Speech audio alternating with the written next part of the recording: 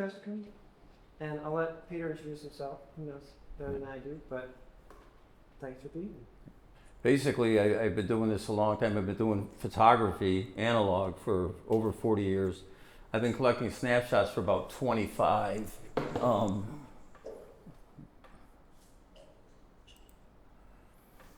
Now, this is not technically a snapshot. This is a picture of a fossil. Why am I showing that? Because I believe everything is related. Everything in the world is just we're connected to everything and everyone. And this particular story is these three little perch were in the Green River Basin of what is present-day Wyoming 50 million years ago. And it was a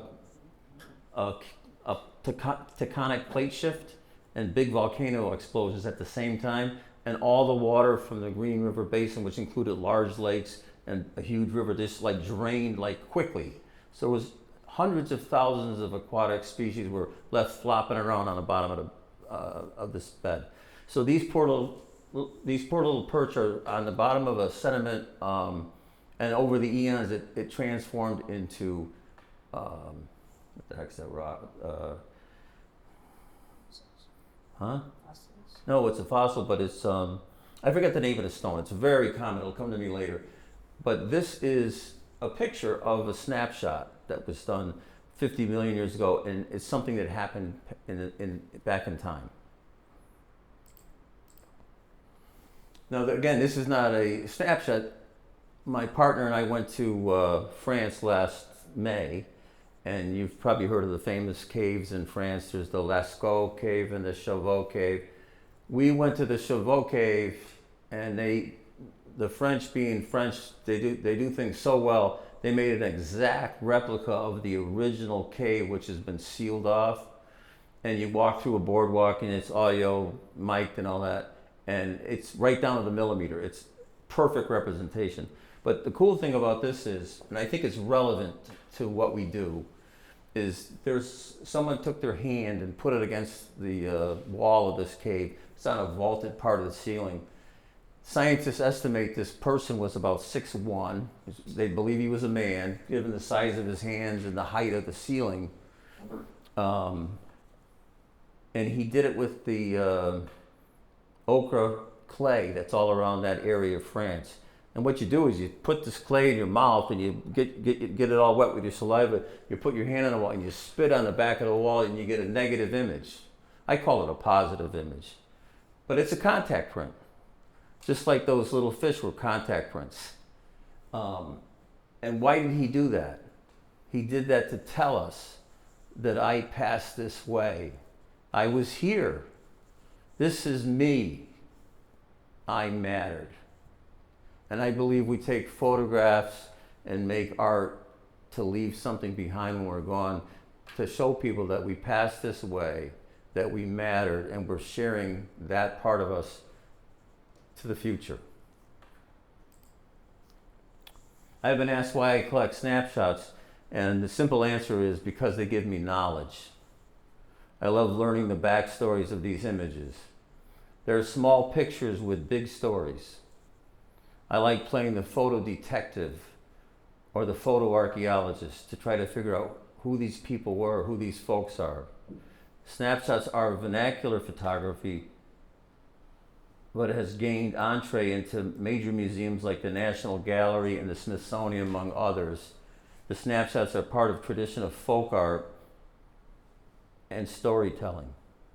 From billions of snapshots, the ones that remain on the walls are what we call happy accidents. They're just, everything came together and they're just perfect pictures. And they are extraordinary representations of American life.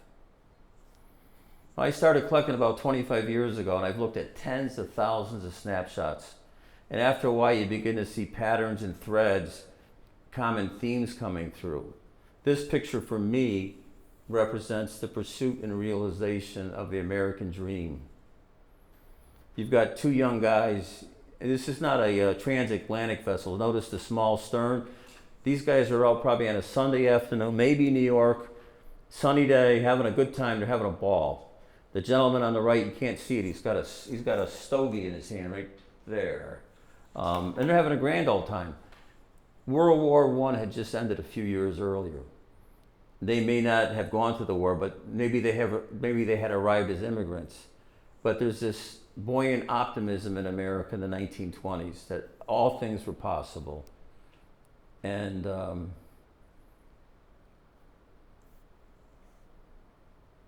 this next picture is remarkably similar in structure. Classic triangle shape. This is, in the back of this print it says Gladys Spellman, voted the most beautiful woman aboard the SS America, arriving from Germany. So she emigrated from Germany in 1922. She's also in pursuit of the American dream, and she has arrived. The pose of her reminds me of the Roman goddess Minerva in her salutation.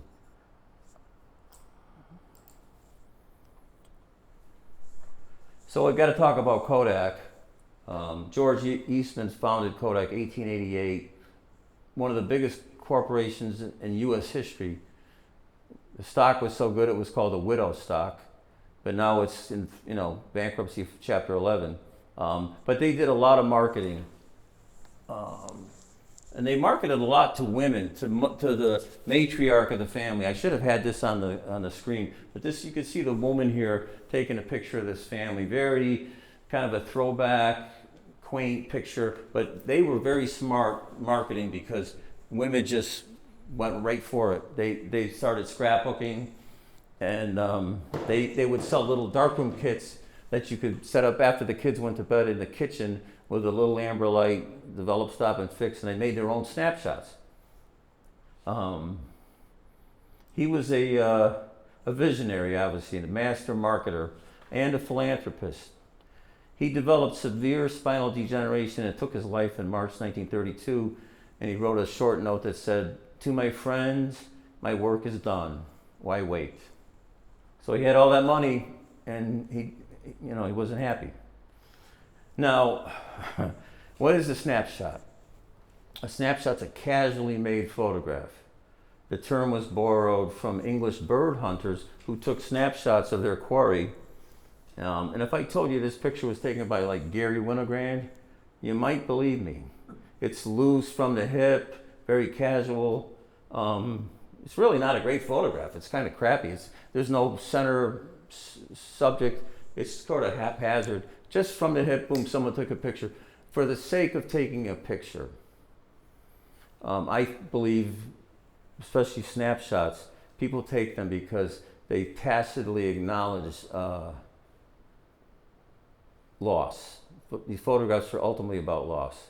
They think that this person, moment, place, and time will be no longer. So they take the picture. Now, I did a lot of research on this picture. As bad as I said it was, it's a great photo. My first part of my research was I gravitated to the potato chip bag right here. Red dot. So I looked up red dot, and it was centered primarily in the state of Wisconsin. It was owned by a man by the name of Fred Meyer, and it entered a little bit into Minnesota, but almost all Wisconsin. And the Lay Potato Chip Company bought Mr. Meyer out in 1961. So given that date, this picture cannot be done after 1961. Judging by the cars in the back lot there, it is this mid-50s. It looks like a family picnic. Memorial Day was not a day yet. It was called something else. But so it's a spring picnic, family picnic, probably on a Sunday. There's greening trees in the background. So people are wearing coats, so it's a little cool.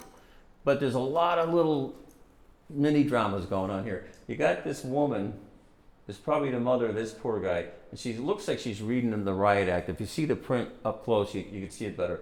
And this might be his wife, who suffers in silence while he's getting berated. Then there's this woman who may be related to one of these folks, and she's got a cigarette hanging out of her mouth. She looks half in a bag. The kids look miserable. They're probably cold. They got these two women talking. There's a baby who's not being attended to. and you got these guys in the back talking about baseball or their cars. So it's just a split moment in time of something that happened. Not really a remarkable picture, but it really demonstrates what a snapshot is generally thought of as. Family's a big theme too. One of the big themes is families constantly. And this is 19 teens, I'm guessing, and husband and wife. This might be the brother of this gentleman, and this might be the sister of this woman. And there's 5 kids here, and they look like country folk. They got crude cut haircuts, but they're having a nice, probably Sunday together. I don't know what all the flowers are for. Might be someone's wedding. It might be her wedding. Now, try to figure out what's going on here. This is weird. Another family picture, like family picnic. You really, you got to look at it for a long time. It's like, where's Elmo? Right here, there's a rope, and they're doing a tug of war. These women are doing a tug of war contest, and everybody's watching. This guy's got a bowler hat, and it's just some probably 1940s picnic, people being silly. Film is a close cousin to photography. The back of this print's dated August 9th, 1959. It was written on the back, which not surprisingly turned out to be a Sunday. And note the family relationships and the television right there. This is the patriarch of the family, I'm guessing, and this is his wife. This is his son and her wife, his wife. And then you got various cousins and whatnot scattered around. And they're looking at 8mm film of somebody's, whatever, party, vacation, whatever. Upper middle class home. People that had more money, they got into the 8mm. These 2 gentlemen, interesting story. I've done this talk at a bunch of different places, and on 2 separate occasions, 2 people in the audience thought this was Lexington, Kentucky. I have no idea. But it was weird that 2 different people thought this was Lexington. And again, this picture represents the pursuit and realization of the American dream. This guy in the tux and tails probably just gave a musical performance. There's a music lyre right there. So this is an opera house. And the night before, this is probably a Sunday, and the night before they showed the film The Claw, which was a silent movie that came out in 1918. So this picture was taken in 1918. Clara Young was the star. They looked like, they thought they were Laura and Hardy. Yeah. That's one of the reasons why I first gravitated to this picture. And by the way, whenever you folks see something or notice something, let me know, because I learn a lot from the audience, especially about cars and things. And so like I said, 2 different guys independently thought this was Lexington, Kentucky. I have no idea. Very article. Yeah, it's funny. I mean, one of the things I was first struck by looking at all these snapshots was Americans were irrefutably thinner than we are now. There's no dispute. The data supports that. But this guy doesn't fit the profile of that time.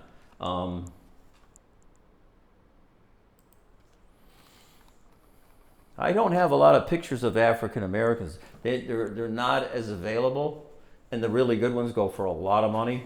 But I think this gentleman also realized his dream. I'm guessing this guy on the right is Mr. Hopkins, and he has his drivers with the caps that do the dry cleaning deliveries. I have a couple more African American photos I'll show in a little while. So he's realized his dream, but in a much smaller community.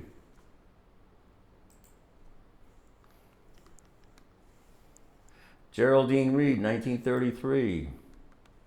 Patriotism is another big theme I've seen. Americans are very patriotic. This appears to be a children's parade, probably occurred on Armistice Day, or also known as Remembrance Day in England. November 11th, 1918, to commemorate the end of World War I. And you got, 6 kids parading down the sidewalk. Look at the old wagon. One of the things I like so much is I like all the little references of culture that have disappeared, that have vanished. This is a small boat, probably 19 teens, summer day, having fun. Note the parasols.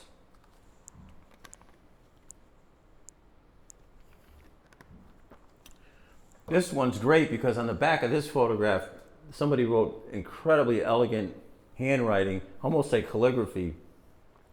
And it was the Liberty Day for the Suffrage March, November 11th, 1918, which was also Armistice Day. But President Woodrow Wilson was a strong advocate of women's right to vote. He signed the 19th Amendment in 1920.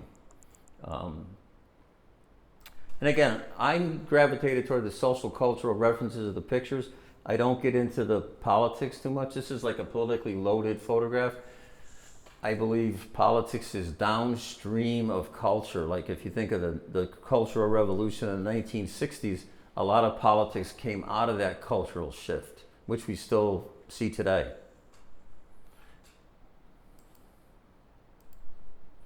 I think a kid took this on a field trip of the Statue of Liberty. It looks like a way a kid would frame a picture, but I think the framing is great. Again, more flags. This is a 1913 Ford Model A with a rumple seat. Does anybody know what year this car might be? I always forget. 47, I think. 47? You know, the white wall tires was a big deal. The bigger the white wall, the more status you had. It was a symbol of wealth.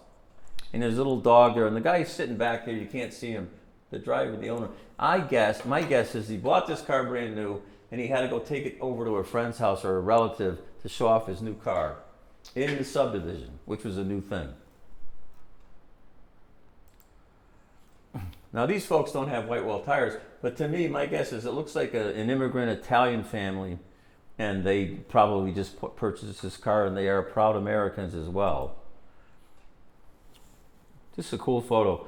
June 21st, 1917, it was a Thursday. And this car, I looked it up, you can barely see the name, you can't see it from there, but it's a National. It's not a Nash, it's a National. National 6. And they made it in dark cobalt blue, and the cost was $1,750, or about $45,000 in today's money. So this woman comes from an upper class, probably family. The registration plate is from Massachusetts. I contacted the RMV in Massachusetts. They didn't want to give me the information. What am I going to do with this information? All I wanted was the first name of the owner and the town it was registered in. So I may make a trip down there in person to one of the local RMVs and see if I don't even know if they even still have the records. And again, there's cars in motion, subdivisions. After World War II, there was a boom of housing, and it was the American white picket fence thing, and the subdivision was created. Now I'm kind of going back and forth. This is family portrait, and this gentleman's taking a picture from, looks like an end table. But what's really remarkable is there's this paradigm shift around 1910 or so when photography went from the tripod to the hand, and it revolutionized. It was the biggest change since digital, and it opened the world up to everybody that could get a camera, and they did. Now my guess is I collect American snapshots. I think this might be British, English. Doesn't look American, but I included it because you can see the immediacy of this picture and how you could never have done something so nimble and quick with a big wet plate camera. It was just impossible. So it made a monumental shift in photography. Here's another example. This kid I'm guessing, stepped into the picture, and this woman's riding this horseless carriage. You know, the old Kodak, the original one, didn't have a viewfinder, just had an arrow on the top of the box. And you just pointed the arrow at the subject. This person was about to take the picture, and this young kid walked in, which happens all the time. I love this picture. I think it's a marvelous, marvelous photograph, and it reflects the modernist movement. I love the soft gesture of the guy's hand. I mean, you couldn't do a picture this good. Yeah, no, Cats. I mean, cats, they rule the internet. Now, this picture is not in my snapshot book up on the front. Afterwards, you can come look at the books in my snapshot book. This is, I don't have it in the book because it's a glass plate. This is a selfie, and this is the selfie. I'm guessing about 1900. And so I'll talk a little bit about selfies. By the way, the painter Rembrandt, he did 40 self-portraits. So the selfie is nothing new, but I think it's gone through the roof. It's entered the stratosphere. I was in Paris in May, and you wouldn't believe all the young women taking pictures of themselves in front of the Eiffel Tower and all these different landmarks. I mean, it was insane. This woman looks a little like Vivian Maier, but she's not. So this selfie thing is amazing.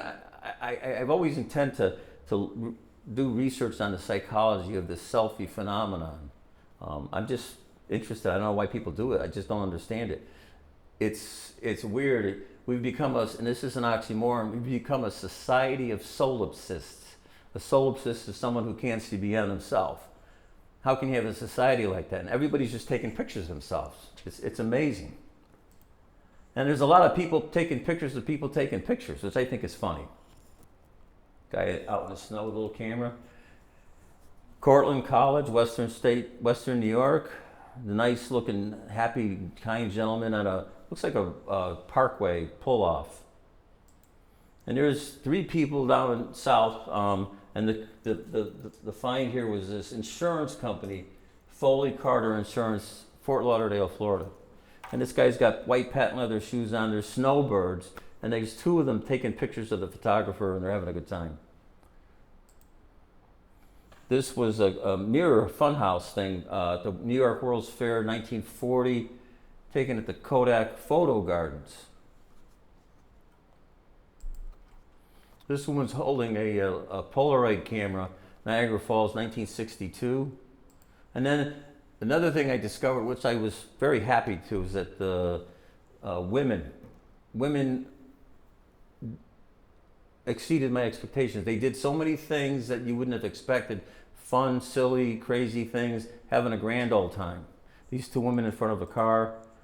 These women, they must be sorority sisters or something. June 1919, they're posing on a slide.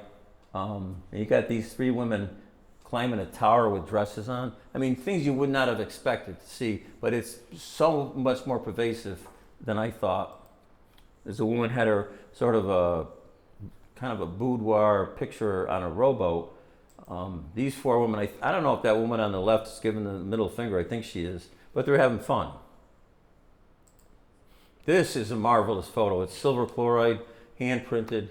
Looks like something you'd see in Vogue magazine. Just fantastic picture. Somebody took a picture of these 4 women, probably at a college. They're sitting on a balcony and they're sunning themselves. The woman, there's one woman here. She's got a typewriter in front of her. She's probably doing a final paper or something at school, and somebody was peeked out over the window and took their picture. The inscription on the bottom here is "Wanted, a man," and it's Cornelia, me, Ruth, and Elise, 19-teens, 1920s. Back of this picture said Payette Lake. I looked up Payette Lake. It's in Idaho. 1920s, young. What would be the word? Awkward, tentative. And then you got this sloppy party, and I think we all know the ending of this story. This pretty girl holding up her hand in front of a restaurant, and I discover this book, almost the same picture. So you see a lot of repeat patterns. Now this picture is always fascinating. I could never figure it out. No one could figure it out. I had guys arguing about this picture. Now this woman looks like a wedding. There's a guy in tux, dressed up. She's got flowers. She looks like a bridesmaid, and she's got this hat, and it has like an eagle on the hat. So I thought it was maybe a military thing. All these guys are telling me, no, it's not military. So I don't know what it is. But I don't know why she's wearing that hat at a wedding. My guess was that maybe he was in the reserves or something and he couldn't make the wedding, so she wore his hat. I don't know. But it's a mystery. I don't collect wedding pictures generally, but unless they're really good. So all these people are rushing out after the wedding. They're driving off in a convertible, and they have their cameras and light meters run out. This is Johnny and Roz, 1940. This is Don and Betty, 1947. Now, you know Larry Fink? He told me that what he loves about, the kind of pictures he likes to get is where you get these little gestures that are hidden, little nuance of a gesture. And that's why I bought this picture. Not because if he wasn't there, I wouldn't have bought this picture. This is a Photomatic booth, probably World War II. And the other big phenomenon I've seen is the military. I mean, a lot of military. People collect military stuff like crazy. I mean, crazy. I think this is World War II. I had our guys arguing about the gun and all that. I don't know much about guns. This is military missile practice on the USS West Virginia, 1940s. I thought this might be an officer's tent, but someone else told me this is not an officer's tent. Notice the pinups on the wall, loaded. Frat house? It looks military. These guys got Navy. Looks like Navy. So. This is a double date. A guy taking a picture of someone taking a picture. I thought that was pretty cool. You got 4 young boys in front of a guided missile, probably a Sunday outing. I kind of wonder what happened to the young man on the right. Right, this is right during the Vietnam era. This is like probably 1964, and you kind of wonder what happened to this kid. Why would a guy take these? Probably after church, takes his 4 boys to a military base. Maybe they live there. I don't know. Most of these pictures are not labeled, very few. They're anonymous, which is what I like about them. Now this one was extensively written on the back, and I'll show you that in just a moment. But I call this picture The Victor and the Vanquished. And it's a famous fight. It's Roland Starza and a guy named Buccaroni. Friday, May 30th. This Friday night at the fights was huge in America in the 1950s. Boxing was the #2 sport in America after baseball. But what's most compelling about this is this is a television screen. And this guy, he's probably got a Schlitz beer next to him on his couch, and he's taking his picture with his camera of this boxing match right at the moment the guy loses the fight. But what's amazing, this ushered in the electronic age in America, which ultimately displaced photo. And here's the information on the back. Photo was taken by Hank Pontrelli. 1/10 of a second at f3.5, Gears of Pan film, 5:30:52, and he lives at 605 First Avenue, New York City. I mean, you couldn't have more information than that. 1/10 of a second. Now, sometimes I'm going to go beyond the definition of a snapshot, but only when I think that the picture really represents America or humanity of our people. So this guy is this is a mugshot. People collect mugshots. I'd love to collect more of them. I've seen some great ones online. I saw one from like early 1900s in New York City Police Department. 2 different cops are holding this guy's head. He didn't want to pose for the picture, and it was so funny. I didn't get it obviously, but you kind of wonder he has this look of resignation, and you wonder did he fail us or did we fail him? He's been down this road before. You could see he's pretty ripped up. He's been in the joint before. So now this one, it was a head scratcher for me. I could never figure this one out. I still can't figure it out. But this woman's got like a Vegas headdress on, and the other reason why I bought it, honestly, was the television. And I see a TV that really grabs me. So I took this down to George Tice's house. George was a good friend of mine. He passed away last January. He was an old Navy guy. I showed him this picture. I said, George, what the hell's going on here? And he says, you want to know? I said, yeah. He said, this is 1950s porn. He said, you go into a smoke shop, And in the back of the smoke shop would be a curtain. You go through the curtain, and they'd have these boxes all neatly stacked, and you'd flip through them, and you'd buy a picture like that for like $5 or $8. It's hand printed. These folks would have probably got arrested for the American Indecency Act, whatever it was back then.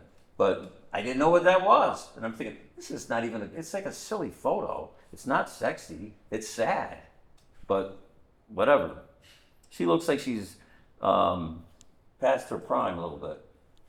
This is my all-time favorite picture in the group, and it's also not a snapshot. You have 37 well-scrubbed children, first and second grade, East Liverpool, Ohio. It's on the Ohio River. It was the pottery capital of America. And this is their young teacher. She's clutching a white kerchief. She's probably nervous. And they got the little sign in front, November 1st, 1933. And what's cool is the kids in the background, these are the upper grades, and they're very curious about the proceedings of a professional photographer. So I thought that's the end of that, right? So I Google East Liverpool, Ohio, and this guy pops up. George Pretty Boy Floyd. He was gunned down in a cornfield 10 months after that picture was taken in East Liverpool, Ohio. What happened was, Floyd was public enemy number one at the time. He had just supplanted John Dillinger. John Dillinger got killed by the BOI, which is the Bureau of Investigation before the FBI. J. Edgar Hoover was in charge of both. And what happened was Floyd and his partner, Adam Ricchetti, they sprang this fellow criminal out of a jail in Kansas City. It was known as the Kansas City Massacre. And they gunned down 4 cops, and they got their friend out of the jail. They took off. They went to Chicago, gangland capital. So there's this whole mystique about the American gangster in the 1930s, and it was a consequence of Prohibition and the Depression. And Floyd was only 30 years old when he got killed. But so they flee to Chicago. They're there for a few months. The heat comes on. They go to Buffalo, and Floyd is from Oklahoma, so he decides he wants to go back to Oklahoma. So they're driving through Ohio on a foggy morning. They're in the company of 2 women. Ricchetti's in the car. Floyd drives off the road, hits a tree. So he sends the women to the nearby to where the town was to get a tow truck. So this farmer comes trundling by in a tractor, and he sees Floyd and Ricchetti sitting on the grass. They got like very expensive suits on. And the farmer thought to himself, these guys are either bankers or gangsters. And I thought that was pretty funny. So he goes into town, tells the cops contact Purvis, Melvin Purvis, and the FBI comes down. They track Floyd to the cornfield and they gunned him down. They just like assassinated him because he had killed so many cops. Now, these people were deified, or they were held in high esteem. One of the reasons why this was this Robin Hood kind of phenomenon, Floyd would go into a bank, he'd rob the bank, then he'd go up to the bank manager, put his gun to his head, and said, "Give me your register." So you give him the register of all the loans and mortgages.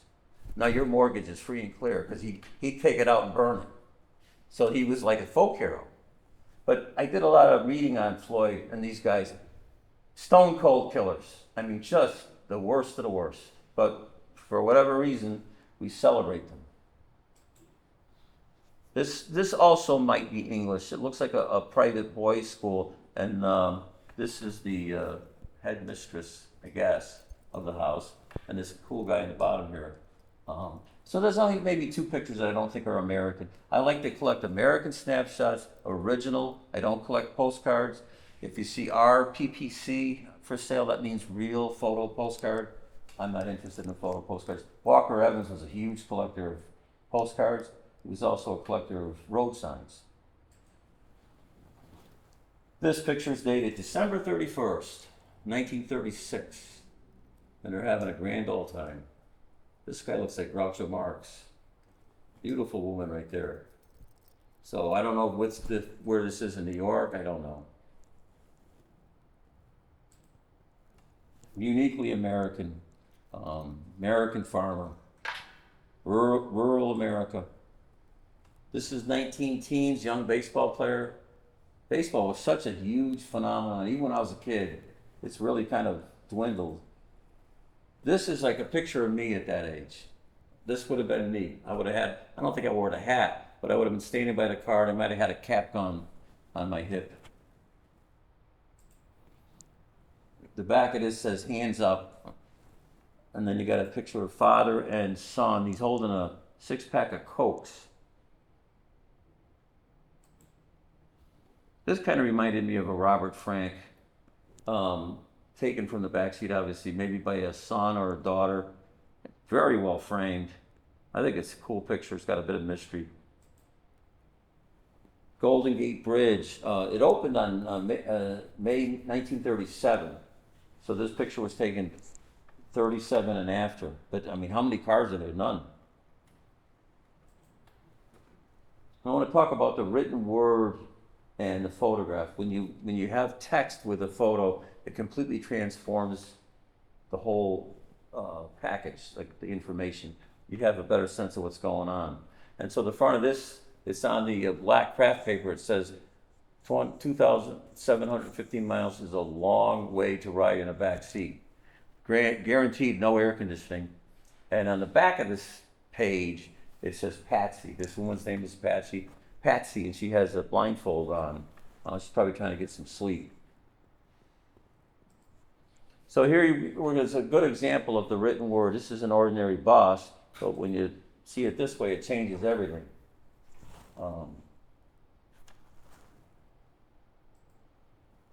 There's a young boy, and then you see this. He was in an iron lung for 9 years. He died at age 18. He had polio. So you never would have known that if you just saw the picture.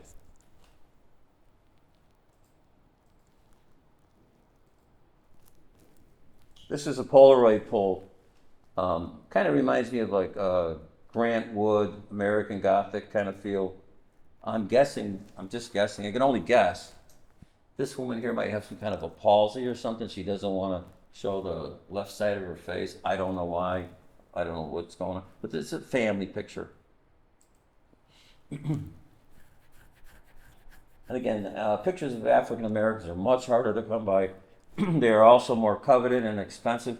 I bid on one time. It was they were doing a baptism in a river. Everybody was wearing white, and they were leading someone back, and there were someone photographing from above, all African Americans. That thing went for like $500. I think I dropped out at 3 something, and it was great photo. It was a really good photo. You can't get them all. There's young boys with rabbits. Well, I don't know what the hell's going on here. This looks like something from the Theater of the Absurd. This guy here sitting in a sandbox with a beer. His friend's got this long shadow, and this woman is watering the garden. It's like just a strange photo. What's this left hand? I don't know. I can't see from here. You know, you can see these pictures better in the album.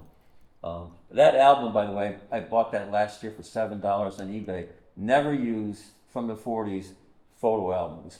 It's perfect. You can take a look at it later. You can see it much better in print. Now this is really, really cool. You don't know what the hell's going on here. This is an in-camera double exposure. So people experimented. That was the thing with the small camera. They could do more than the big camera. And there was a cross, to advance the film. you know, there was double exposure. So the professionals, the ones that were in the picture magazines like Life and Look, they saw what these little cameras were doing, and they were like amazed. The amateurs were looking at the professionals, and they were learning technique, and the professionals were learning this new style of taking photos. So this is an in-camera double exposure. There's an eye right there. There's the nose, and there's the mouth, and it repeats itself down here. It was flipped over. It's very, very well done.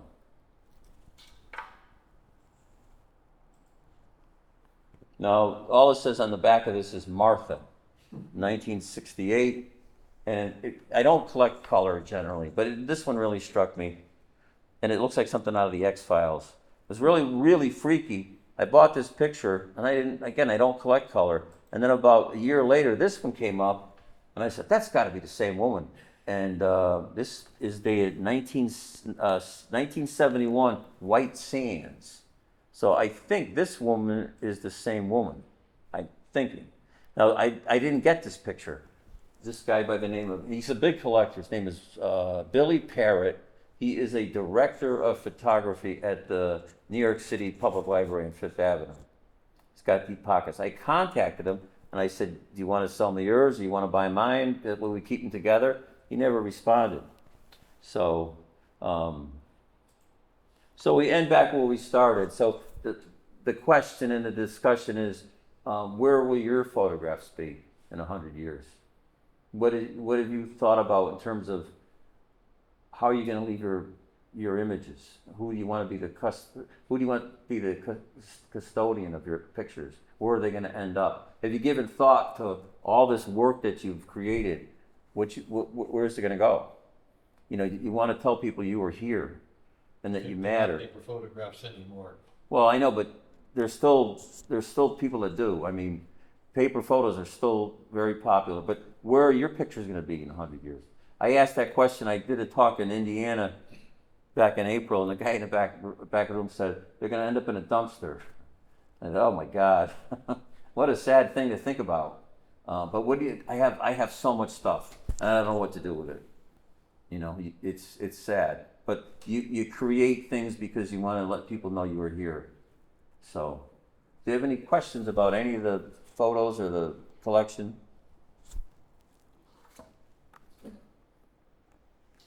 Yeah. The first picture of the person taking a photo in the mirror, is that from 1900? Oh, the glass plate? Yeah. I'm guessing 1900. Well, is there any kind of like timeline for when people started doing that? Yes, It's such a common thing even today. No, but there was definite delineations. They went from the wet plate to the East Georgian made the dry plates. This is a wet plate. They were still being done. They overlapped. And then the roll film cameras started coming out. There was a dry film, then the roll film started coming out, and then the Kodak. You bought a Kodak camera, and you took 100 pictures, and you mailed it back to Kodak in Rochester, New York, and then they would send you a new camera with all your pictures, and you'd start again, and you had a hand crank.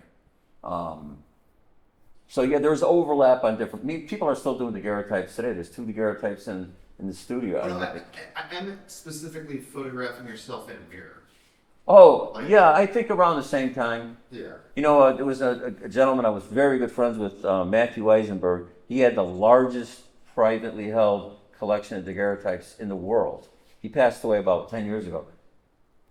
I mean, incredible historian. He had 50 Southworth and Hawes full plates. I mean, the collection went for 15 million.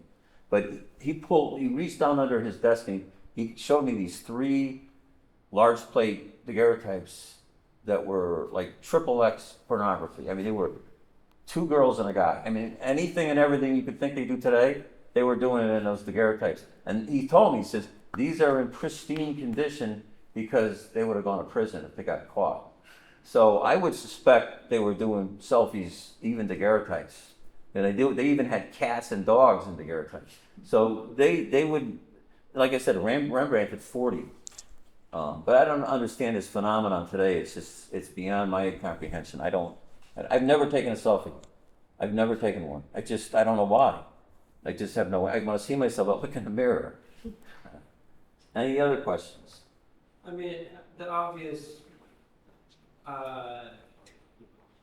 follow-up question you sort of briefly touched on was how photographs taken in today's day and age will be preserved Right. on either external hard drives, thumb drives, Right. or the cloud. And in some ways, it gains its own version of stability or insurance, because if your house burns down, Right. they're still going to be in the cloud. Whether or not you have access to them or remember your passwords or Right. cares to keep up your account when you die? Right. What happens to people's iCloud accounts when you die? You stop paying it, it gets deleted. Yeah. But is there a free version? Like, 5 gigs, it's like, but like, if you have 5 gigs of So stuff, that presumes that the cloud will continue in its current, When it's, in its current form. Right, because right. when You don't know what's digital gonna first came happen. out, I what's was, your password? when digital first came out, I was a solid film aficionado. And so I had people coming up, because digital was beginning to get popular, you buy the digital camera and store like, 300-400 photos on it. And they said, oh, this is the way to go. And I said, yeah, okay, well, here, take my photographs. In 50 years, 100 years from now, somebody finds this box in the closet, and they've got a bunch of photographs. Now, they come across your photographs, they've got a 5.5-inch floppy. What are they gonna do with it?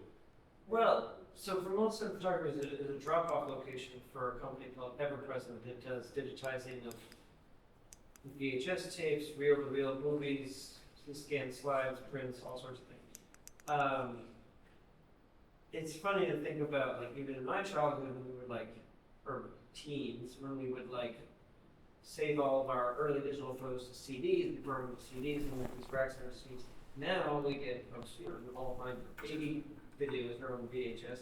We get folks bringing those in to get converted, and often an older photographer will walk in and say, "Can I get these put on the CDs?" And I have to explain to them that there are actually customers now coming in to get CDs converted to digital thumb drives, digital downloads. And even just simple things like USB thumb drives, the USB ports are changing every couple of years. You have to find an adapter. Yeah, Adapter for when you an have adapter. drive, we're up to USB-F and shared H. You know, who's to say even the most well-prepared external hard drive is going to be readable Right, in 25 right, years? exactly. So, unless you're totally on top of it every 5 to 10 years and you're continuously upgrading your media. Because that begs the question, I mean, I've been in digital for a long time, so we've seen, again, floppy drives to hard drives to, every other kind of storage, USB drives, thumb drives, etc. But where will those be 150 years from now? What's the life of a CD, DVD, assuming that you have a device that can still read it? Whereas you can go to a museum, you can see a 150-year-old photograph that, like Edward Curtis photograph, that still looks pretty gosh darn good. That's the thing with analog and prints and paper. There's a quality there that with silver on paper is just hard to replace. Yes, sir. you don't have any of the Kodak photographs from the 100 picture cameras, which are round. Yeah, those are the earliest ones. I don't have, Are they expensive? no, my collection starts around 1900. You know why those pictures were round? Well, one was a style, but the lenses were cheap and they didn't cover Right. the square or rectangles. It was just the image circle, but it's cool. So photography has always been an endless procession of new technology, new media. It's always advanced. It's going to continue. Things we won't even know. We have no idea where it's going to go. I forgot to mention this hand. This hand appeared like 3 or 4 times in the cave, and they know it's the same guy because they think he had a broken right ring finger. Somehow he broke it. This is 32,000 years ago, and this is what was known as pre-modern man, the Cro-Magnon. They were big guys. They were average 6 feet tall. So anyway, I think all this stuff's connected. And we're talking about what's going to be in the future. This is what was in the past. So we like to make images, and we like to make images of ourselves and people we love. Family's a big, big subject. Any other questions? Well, and technology and humanity history is not a linear progress. I think you could argue that digital archivally is a wax slide from where we were, but we accepted that for the trade-off of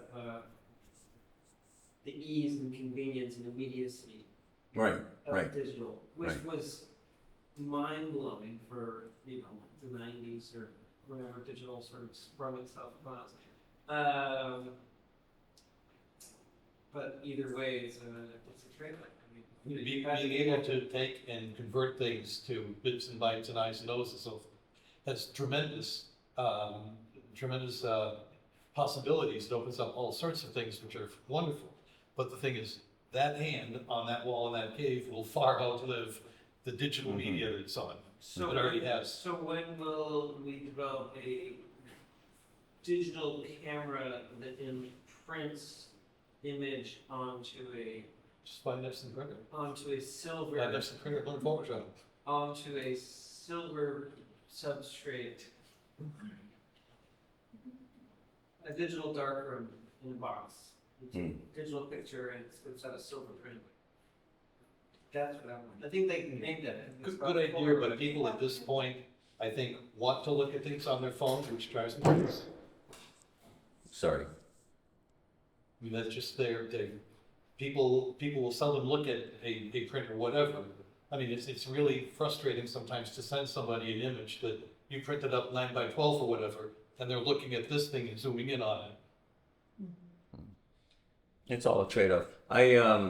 I've thought about what I'm going to do with my work. I take pictures of America and the natural world. I have 3 primary portfolios. It's an urban America. It's called Fading Places, places that are becoming extant. And the other portfolio I have is Mount Washington in New Hampshire. I did that for 15 years.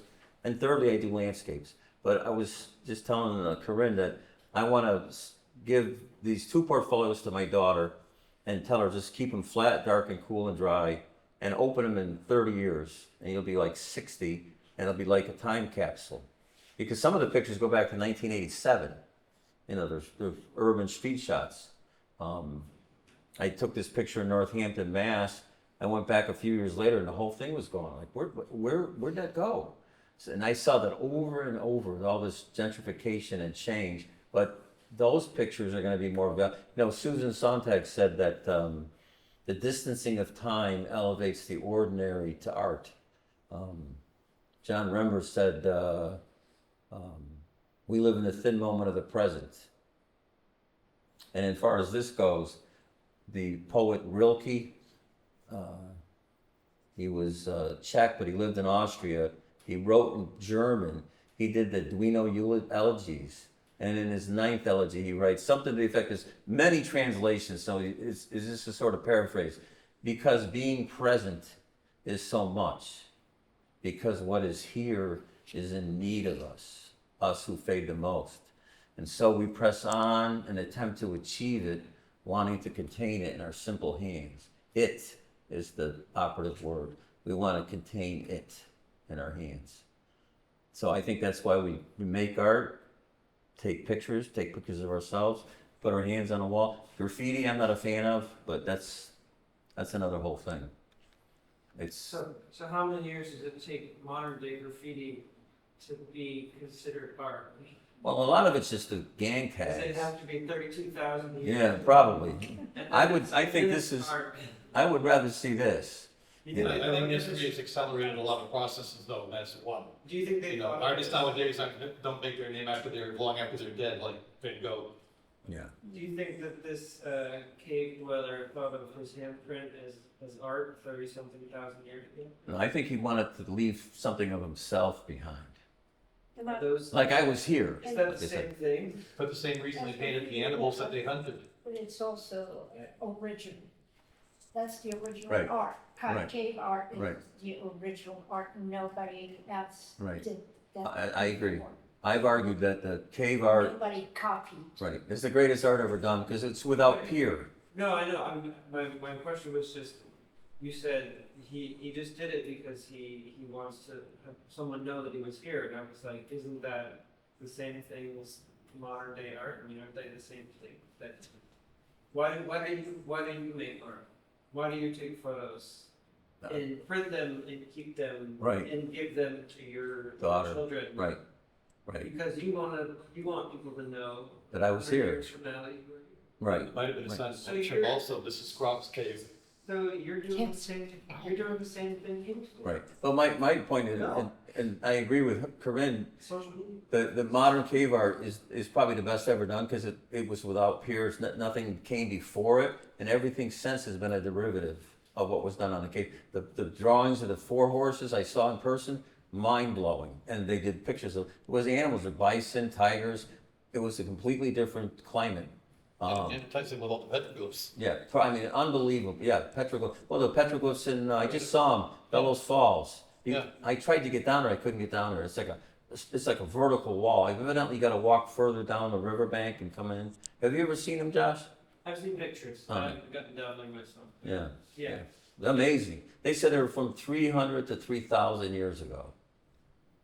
And they don't know what it means. They think it was some kind of homage to corn, or so I've read different things. Well, the weird thing is they're carved. A lot of Right, times right, they're just right. scratched This is in. carved, This yeah. is like Yeah. carved. There's others right here in Brattleboro as well, but when they built the dam on the Connecticut in Vernon, it flooded them, and they're now under the West River, right by the junction. Oh, really? It's the West River and the Connecticut River, but they Oh. scuba dived it and found them. But- Oh, yeah? Oh, yeah, I remember that. I've heard that. Huh. So that's it. You can come up and look at the stuff they have. I have 2 books. I have the snapshots in a snapshot book. I have 2 of the original posters from Kodak. Well, thank Oh, I you. just remembered the name of this rock. The name of this rock was Fair.